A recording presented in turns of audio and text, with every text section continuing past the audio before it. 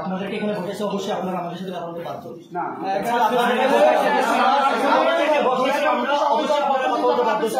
আমাদের কার্যক্রম দেখো আগে।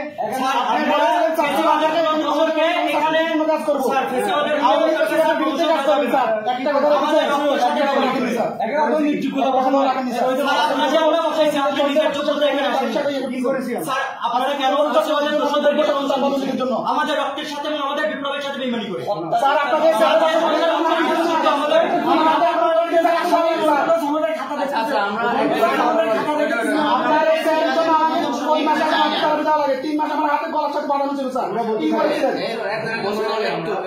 যারা আহত করছে আমাদেরকে তাদের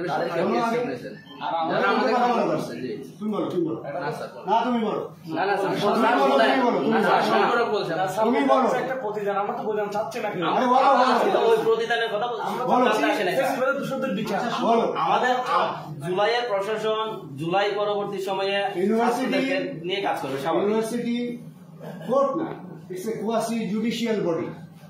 ইউনিভার্সিটি হাইকোর্ট সুপ্রিম কোর্ট না, আমরা কোয়াসি জুডিশিয়াল বডি। আমরা জেল জরিমানা দিতে পারি না, আমরা শাস্তি দিতে পারি।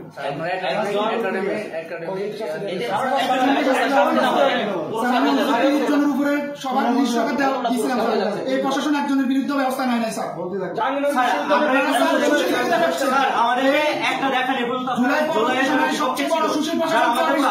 আমাদের ভাইদেরকে হত্যা করছে, তাদের কতজনকে আপনারা শাস্তি দিচ্ছেন আমাদেরকে বলেন।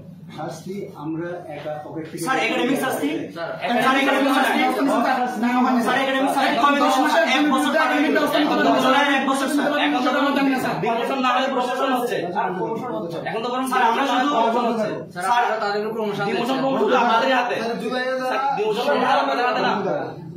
স্যার আমরা আজকে যে জন্য আসছি স্যার, আজকে যে বোর্ড বসবে সেই বোর্ডে হচ্ছে প্রমোশন দেবে কিনা এবং বসবে কিনা আমরা এটা জানতে চাইছি। স্যার জুলাইয়ে যারা সরাসরি হামলাকারী তাদেরকে আপনারা কিভাবে প্রমোশন দিচ্ছেন? তারা সরাসরি করে না স্যার